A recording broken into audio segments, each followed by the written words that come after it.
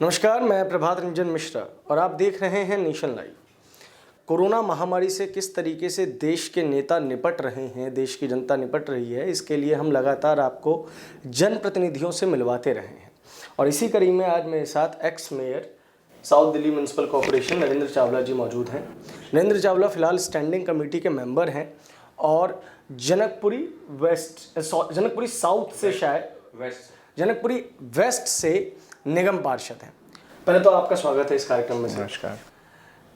Corona के चपेट में पूरा देश आ चुका है और दुखद है ये कि दिल्ली की जिस क्षेत्र में मैं बैठा हुआ हूँ उसी क्षेत्र में कोरोना से पहली मृत्यु हुई थी। उसके बाद आप लोगों ने किस तरीके का एक्शन प्लान अपनाया, क्योंकि जनकपुरी जो है पॉश इलाका माना जाता है, कई लोग फॉरेन ट्रैवल करके आते हैं, तो किस तरीके से आपने निपटा इस मामले से? जैसा आपने ठीक कहा कि कोरोना की महामारी जो है वो खाली भारतवर्ष में नहीं है, ये वैश्विक महामारी है। पूरे विश्व में इसका प्रभाव हुआ है और हमारे देश में भी इसका प्रभाव हुआ है। और ये एक तरह से तीसरा महायुद्ध प्रारंभ है। इसके लिए हमें सबको लड़ना है, हम सबको इकट्ठे होकर के लड़ना है, तभी इस पे निदान पाया जा सकता है। लेकिन फिर भी मुझे पूरा विश्वास है कि ये कोरोना हारेगा, भारत जीतेगा। जिस प्रकार आपने सबने देखा है कि भारत के प्रधानमंत्री नरेंद्र मोदी जी को इसमें वर्ल्ड लीडर की तरह एक्सेप्ट किया है और अनाउंस भी किया है।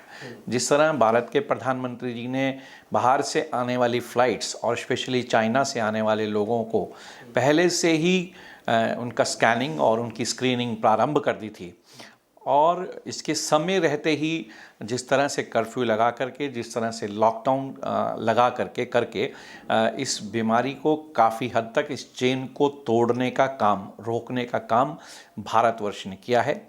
और मुझे पूरी विश्वास है कि भारतवर्ष जो है, क्योंकि ये देश देवी देवताओं का रहा है, इसमें संस्कृति बहुत इम्पॉर्टेंट रही है। जो चीज़ें कोरोना की बीमारी के तहत अभी विश्व अपनाने की बात कर रहा है वो हमारी संस्कृति में ऑलरेडी है, इसलिए हम इस पर काबू पा पाएंगे। देश के प्रधानमंत्री लाल बहादुर शास्त्री ने जब सन 1965 में जंग हुई थी, लड़ाई हुई थी, तब भी देश के लोगों को नारा दिया था जय जवान जय किसान, और लोगों से अनुरोध किया था कि व्रत रखें, तो लोगों ने, पूरे देश ने व्रत रखा था। इसी प्रकार से देश के इस समय के तत्कालीन प्रधानमंत्री ने जो जो लोगों से कहा है उसको अक्षरशः लोगों को पालन कर रहे हैं।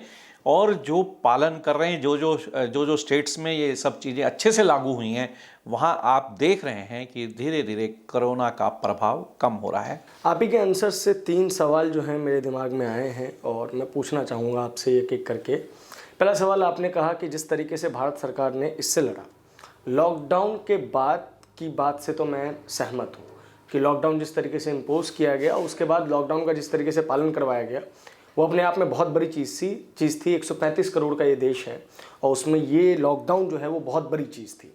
लेकिन आपको नहीं लगता कि कहीं ना कहीं हम तैयारियों में चूक गए? 30 जनवरी को पहला मामला भारत के अंदर जो है कोरोना का वो आया, लेकिन हमारी स्क्रीनिंग बहुत देर से शुरू हुई। हमने नमस्ते ट्रंप नाम का पूरा कार्यक्रम किया जिसमें 1 लाख से अधिक लोग आए। और सबसे बड़ा सवाल, दिल्ली की जो कानून व्यवस्था है वो गृह मंत्रालय देखता है और मरकज़ के अंदर भारी मात्रा में लोग मौजूद थे।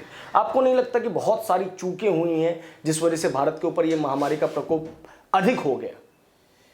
देखिए, देश के प्रधानमंत्री, देश के गृह मंत्री हर चीज़ को बहुत माइन्यूटली मॉनिटर कर रहे हैं। देश को मिलकर इस लड़ाई से लड़ना है। हाँ, तबलीगी जमात ने जिस प्रकार से इस देश पर, लेकिन ये एक डेमोक्रेटिक कंट्री है, इसलिए हमें बहुत सारी चीज़ों का बहुत ही सावधानी से ध्यान रखना पड़ता है। कई बार कई लोग इसको दूसरा एक एंगल ले लेते हैं, इसलिए इस देश की व्यवस्था और देश की कानून व्यवस्था और देश की सरकार इस बात का भी बहुत ख्याल रखते हैं कि हम यहाँ के लोगों का पूर्ण ख्याल रखें और माइनॉरिटी के भी लोगों का पूरा, जो लोग यहाँ रहते हैं उनका भी पूरा ध्यान रखा जाए। लेकिन वो भी इस देश के नागरिक हैं, उनको भी इस देश को अपना समझते हुए और अपनाते हुए, अपनी सब संस्कृति को अपनाते हुए, अपने धर्म का भी वो पालन करें, लेकिन इस देश की व्यवस्था को भी ज़रूर अपनाएं, ताकि इस देश को इस लड़ाई से, इस महामारी से लड़ने में और शक्ति प्रदान हो। वहाँ कहीं ना कहीं अवश्य मुझे लगता है जिस प्रकार से तबलीगी जमात ने एक अपराध किया है और कार्यक्रम किया है, वो बहुत उसकी जितनी भी निंदा की जाए वो कम है।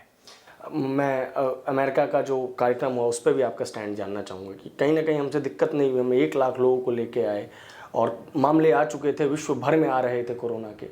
नहीं, उस समय मुझे नहीं लगता कि उस समय इतनी तकलीफ़ थी, और देश के वो विश्व के सबसे बड़े ताकतवर देश के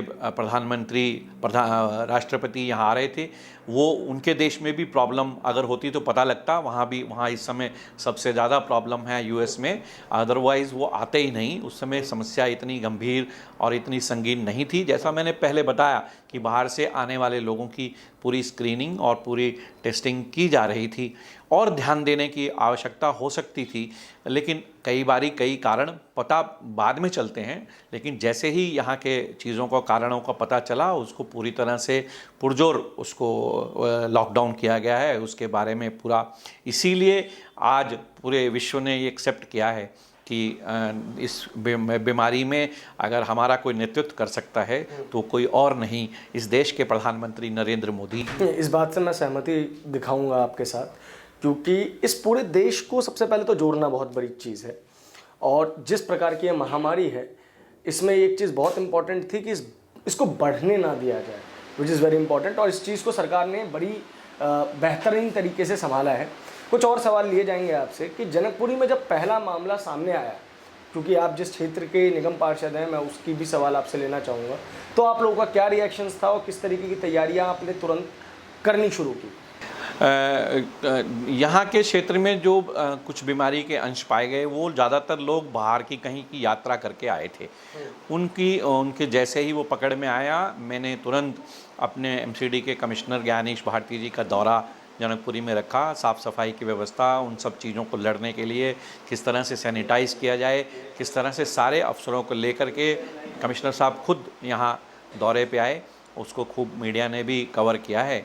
और हमारे निगम के कर्मचारी अपनी जान को जोखिम में डाल करके पूरी व्यवस्थाओं में, पूरी दिल्ली भर में काम कर रहे हैं। जो सफाई की व्यवस्था है, घर घर जा कर के कूड़ा उठाने की व्यवस्था है, और हमारे जो डीवीसी के वर्कर्स हैं, फील्ड वर्कर्स हैं, हमारे हॉर्टिकल्चर्स के वर्कर हैं, वो सब लोग पूरे क्षेत्र को डोर टू डोर जा कर के, जिस प्रकार से एक बार नहीं कई बार इलाके को सैनिटाइज़ किया जा रहा है, और भी जो समस्याएं हैं जो इस समय हमें फेस कर रहे हैं, उन सब की समस्याओं को करने के लिए निगम के कर्मचारी, निगम के अफसर, निगम के तमाम आला अधिकारी तत्पर हैं, और हम लोगों की सेवा करना चाहते हैं, और वो लोगों की सेवा कर रहे हैं। नरेंद्र जी, ऐसा देखने को मिला है कि जितने भी सफाई कर्मचारी हैं उनके ड्यूटी की आवर्स जो हैं वो इंक्रीज़ हो गए हैं जी, उनका काम ज़्यादा हो गया है पहले से, और हमने कवर किया था इस स्टोरी को कि किस तरीके से आप लोग नालों को सैनिटाइज करवा रहे हैं।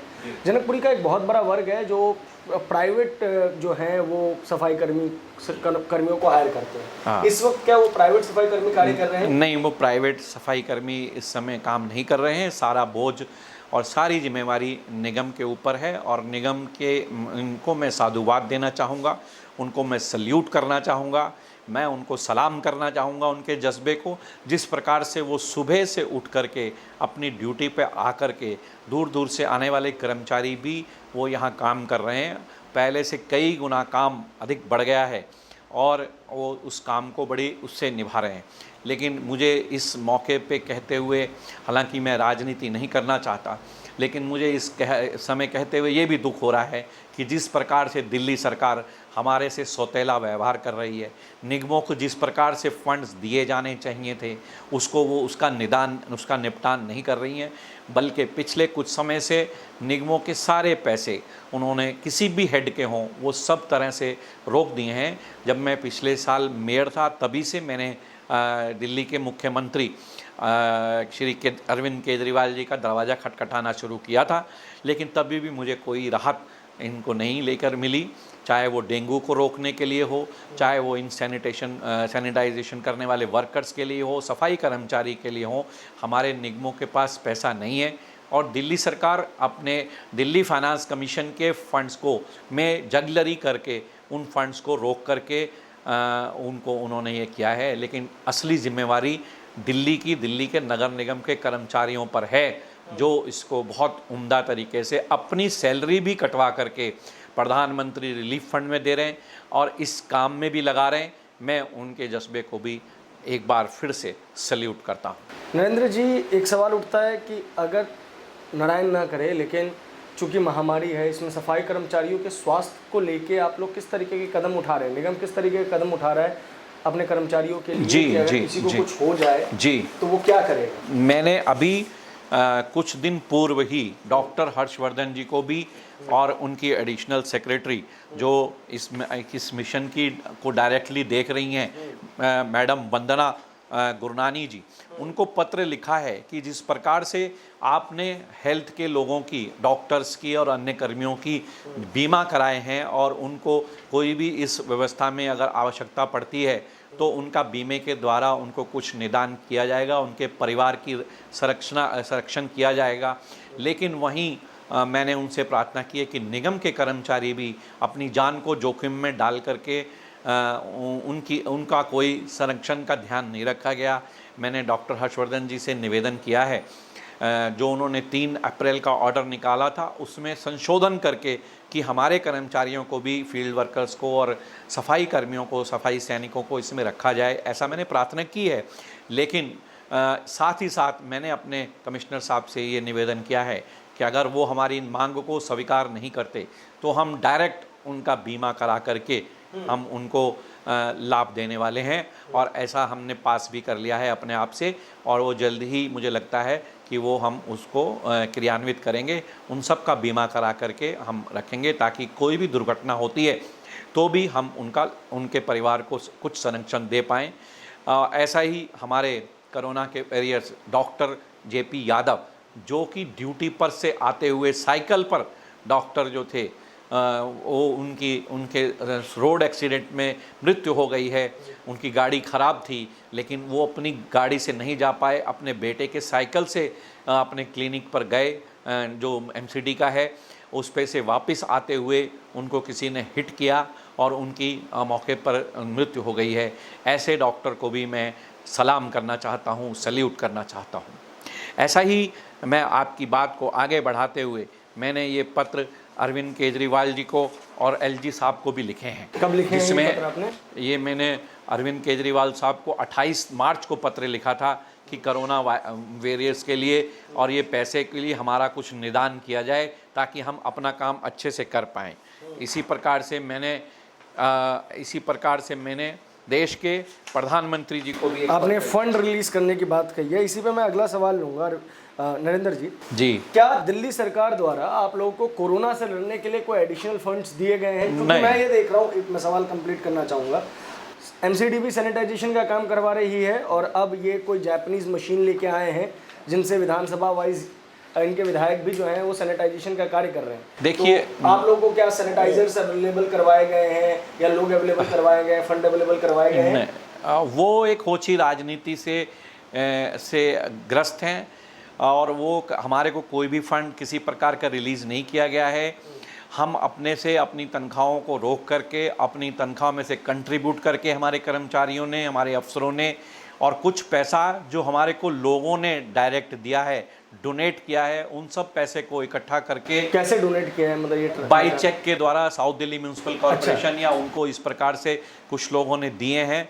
उन लोगों से, उनसे ये गुजारा चला रहे हैं और उसको लेकर के कोई नहीं दिया है। अभी निगम के कर्मचारियों ने जितना इंफ्रास्ट्रक्चर है उसको लेकर जिस प्रकार से हमने सैनिटाइज किया है, अब एक होड़ लगी है, वो भी कोई मशीन लाए हैं जिससे ठीक प्रकार से सैनिटाइज हो भी नहीं रहा, लेकिन फिर भी वो अपनी टोपी पहनकर आम आदमी पार्टी की टोपी पहनकर इलाके में सैनिटाइज करने के लिए अब इस चरण में निकले हैं, जो कि गलत है, क्योंकि पैसा सरकार का लग रहा है। और आम आदमी पार्टी की टोपी पहन करके अगर आप सैनिटाइज कराने जाते हैं तो वो भी उसको भी मैं गलत समझता हूं। अगर मैं कहीं सैनिटाइज करने जाता हूं या कराने जाता हूं तो भारतीय जनता पार्टी का बिल्ला बैज लगा करके नहीं जाता, मैं एक निगम पार्षद के तौर पर वहाँ साथ जा रहा हूँ। तो ये भी बहुत गलत है, जिसकी मैं भर्त्सना करता हूँ। इसी प्रकार से मैंने एक फंड्स के बारे में 7 पेज का पत्र हमारे देश के ऑनरेबल अमित शाह, जो हमारे गृह मंत्री हैं, उनको लिखा है about this financial crisis in south Delhi municipal corporation. और उनसे ये भी निवेदन किया है कि जो सेंट्रल का फाइनेंस कमीशन है, जिसका ये गठन किया गया था और हमारे संविधान के अनुच्छेद में भी है, तो 15th फाइनेंस कमीशन के अंदर तहत हमारी म्यूनसिपल कॉरपोरेशंस को भी इंक्लूड किया जाए। जो यूटी की म्यूनसिपल कॉरपोरेशंस को उसमें एक्सक्लूड कर दिया गया है, छोड़ दिया गया है, उसको अगर वो इंक्लूड कर लेंगे तो हमें इसमें कुछ पैसा मिल जाएगा। ऐसा मैंने उनसे निवेदन किया है। और मैंने उनसे ये भी बताया है कि कितना पर कैपिटा जो है वो पैसा हमारा बनता है, पर हेड के हिसाब से 488 रुपये पर एनम के हिसाब से। और साउथ दिल्ली म्यूनसिपल कॉरपोरेशन लगभग 70 लाख लोगों को कैटर करती है।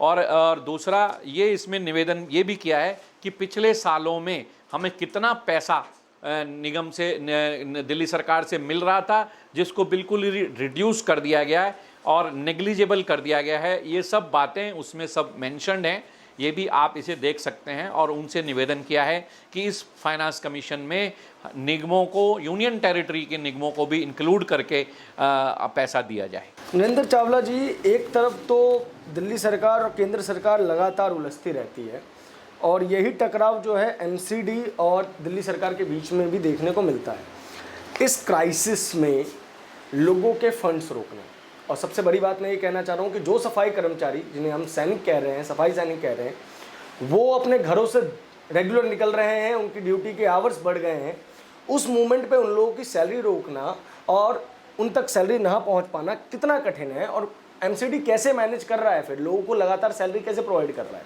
अभी तक हमने सैलरी दी है, कुछ और लोगों के कॉन्ट्रैक्टर्स के, जो जिन्होंने सड़कें बनाई हैं, जिन्होंने खंबे लगाए हैं, जिन्होंने कुछ और काम किए हैं, उनकी पेमेंट्स को रोका गया है और उन फंड्स को डाइवर्ट किया गया है।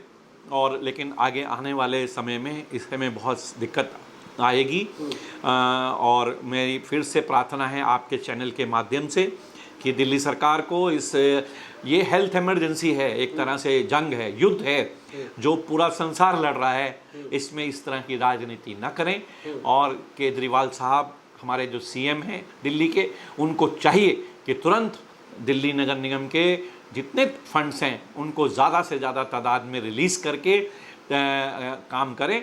हम उनकी हर जगह उनके साथ कंधे के साथ कंधा मिला करके चलने के लिए तैयार हैं, चाहे वो सफाई की व्यवस्था हो, चाहे वो डेंगू से लड़ने की व्यवस्था हो, चाहे वो सैनिटाइज करने की व्यवस्था हो। सब व्यवस्थाओं के साथ दिल्ली नगर निगम ही प्राथमिक तौर पर जिम्मेवार होती है। और सफाई के लिए दूत जो माने जाते हैं वो निगम के कर्मचारी माने जाते हैं, उनके साथ ऐसा व्यवहार न करें। और इससे जो दिल्ली की व्यवस्था, अर्थव्यवस्था और सब चीज़ें चरमराएंगी, जिस प्रकार से वो हमारे साथ व्यवहार कर रहे हैं। मैं हाथ जोड़ करके फिर से प्रार्थना कर रहा हूँ कि दिल्ली के मुख्यमंत्री जी और उनके मंत्रीगण ये तुरंत फैसला करें कि दिल्ली के निगमों का बकाया राशि जल्द से जल्द जारी करें। नरेंद्र जी, आखिरी 2 सवाल लूँगा मैं आपसे। पहला सवाल, क्या आपको लगता है कि दिल्ली सरकार ने लॉकडाउन के लिए जो नीतियाँ अपनाई, चाहे वो लोगों को भोजन बांटना हो, चाहे वो राशन बांटना हो, वो ठीक थी? क्योंकि लॉकडाउन का मकसद मुझे हर दिन फेल होता हुआ दिखता है जब मैं स्कूलों के बाहर लंबी लंबी लाइनें देखता हूँ। दूसरी चीज़, क्या जो मजदूर पलायन करके दिल्ली से बाहर गए उन्हें रोका जा सकता था? वो गलत नीति थी। दिल्ली के आम आदमी पार्टी के वर्करों ने जगहों पे घोषणा करी कि दिल्ली से बाहर जाने की बसों की व्यवस्था की गई है, दिल्ली से बाहर जा सकते हैं। इसीलिए आनंद विहार बस टर्मिनल पे हज़ारों की संख्या में दिल्ली के मजदूर और दिल्ली से बाहर से आए लोग, प्रवासी, यहाँ से वो आनंद विहार बस टर्मिनल पे पैदल चल करके पहुँच गए। और ये व्यवस्था दिल्ली सरकार इस पे फेल हुई है। दिल्ली सरकार कई मोर्चों में फेल हुई है। लेकिन जब इमरजेंसी लगी हो, इसलिए उस समय इस तरह की बातें करना शोभनीय नहीं होता। लेकिन इस प्रकार से जो अभी दिल्ली के कई स्कूलों में जो पका हुआ राशन भी दिया जा रहा है, जो बांटा जा रहा है खाना, उसकी भी मैं बहुत ज़्यादा प्रशंसक नहीं हूँ, क्योंकि उसकी भी व्यवस्था को ठीक किया जा सकता है, या अगर उसकी आवश्यकता ना हो तो बंद किया जा सकता है, या उसकी आवश्यकता ना हो तो कम किया जा सकता है, क्योंकि उसी से बीमारी फैलने की आशंका बहुत अधिक बढ़ रही है। वहाँ पे भीड़ तमाम बहुत ही, जिसको ज़रूरत नहीं है वो लोग भी वहाँ पहुँच रहे हैं, और खाना आने से कई घंटे पहले ही वहाँ भीड़ जमा हो जाती है और भरसक बीमारी फैलने की पूरी आशंका फैल जाती है। मेरा अनुरोध है कि इसको तुरंत बंद किया जाना चाहिए।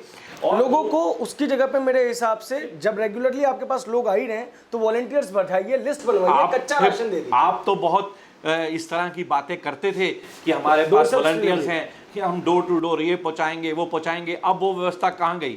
अब वो मोटरसाइकिल वाले कहाँ गए? अब आप उनके थ्रू राशन पहुंचाइए।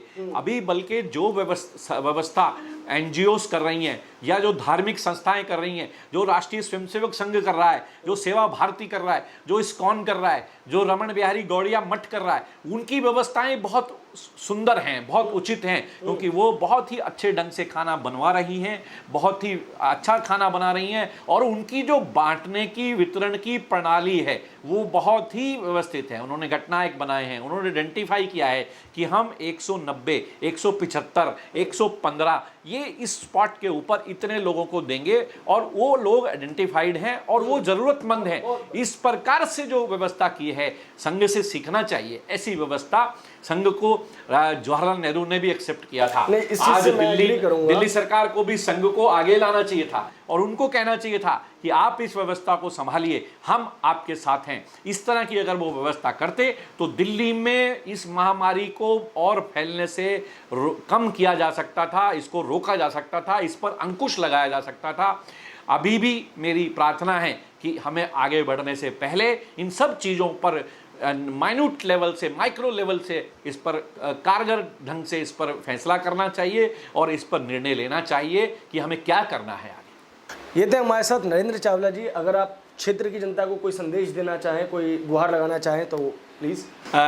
मेरी आपसे सबसे प्रार्थना है कि आप अपना ध्यान रखें। कोरोना के अंदर जिस प्रकार से लॉकडाउन किया गया है, अपने घरों के अंदर रहें, अपने हाथों को निरंतर साफ करते रहें और मास्क पहने। अधिक से अधिक बाहर निकलने की आवश्यकता नहीं है, बाहर निकले तो ज़रूर मास्क पहने और सोशल डिस्टेंसिंग का विशेष ध्यान रखें।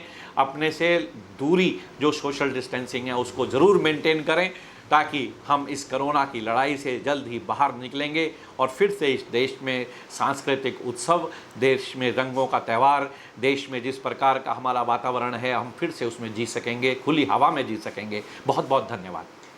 नरेंद्र चावला जी ने बहुत सारी बातें बेबाकी से रखी। इस वक्त सरकार को ये समझना चाहिए कि कोई भी व्यक्ति उन्हें क्रिटिसाइज़ नहीं कर रहा, बल्कि अपने सुझाव दे रहा है। उन सुझावों पे अमल करना चाहिए, क्योंकि प्रतिदिन अगर आप लोगों को राशन बांट रहे हैं, आप कह रहे हैं कि आप 1 करोड़ लोगों तक लगभग सूखा राशन पहुंचा चुके हैं, तो ये ज़रूरी है कि हर दिन लगने वाली लाइनों का कारण क्या है, आप उनको आइडेंटिफाई कीजिए, उनके घरों तक भोजन पहुंचाइए, ताकि जो लॉकडाउन का मकसद है वो पूरी तरीके से पास हो सके। सरकार को एमसीडी के फंड्स जल्द से जल्द रिलीज़ करने चाहिए, ताकि जो सफाई कर्मचारी प्रतिदिन कार्य करने में लगे हुए हैं उनको किसी प्रकार की दिक्कत का सामना ना करना पड़े। कोरोना के वक्त में देश में राजनीति नहीं होनी चाहिए, ये बहुत ज़्यादा अहम है। देश और दुनिया की सभी बड़ी खबरों के लिए नेशन लाइव के साथ बने रहिए। नमस्कार।